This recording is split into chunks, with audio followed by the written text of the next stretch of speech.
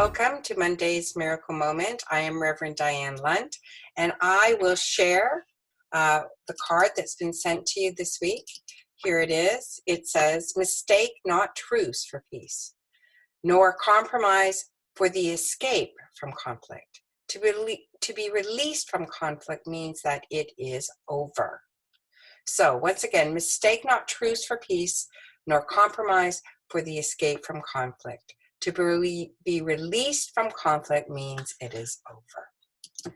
Okay, well, this is a hard card because it's about all the conflict and attack that we have going on in our lives all the time. What does it mean to stand for peace and not be in conflict? Well, first of all, it starts off by saying that mistake not truce for peace, nor compromise for the escape from conflict. So in other words, when you come to a truce, it's not that conflict's over. It's just that you're going to stop it for a while. You're just going to put it to a side. And if you compromise, it says, okay, well, we don't totally believe that, either of this side is right or wrong, but we're not going to continue this right now anyways. And so we're going to compromise. So our feet is sort of still in conflict, but one foot in conflict, one foot in peace. The Course is very clear. There is no compromise. If you want peace, you want it for everything. You stand 2 feet for peace. So this is hard because conflict and attack is everywhere. Where do you attack yourself?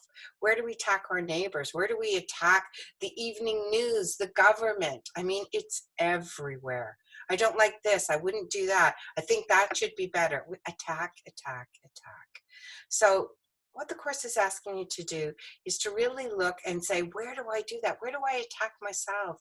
Where do I attack others? And say, how can I not attack, but instead approach this from a different position?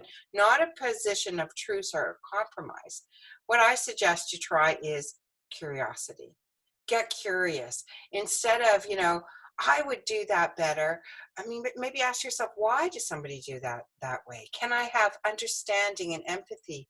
Can I understand why they might have done that and put forgiveness first?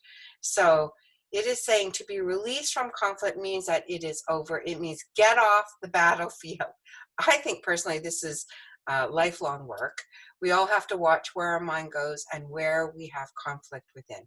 So it's a big task, but it's one that you could maybe look at this week.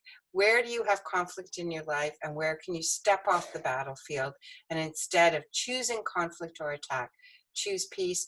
Or if you can't get to peace, choose curiosity. Choose, how can I think about this different? How can I choose otherwise? So take that thought into the week. I hope you have a great week, and I will talk to you next week.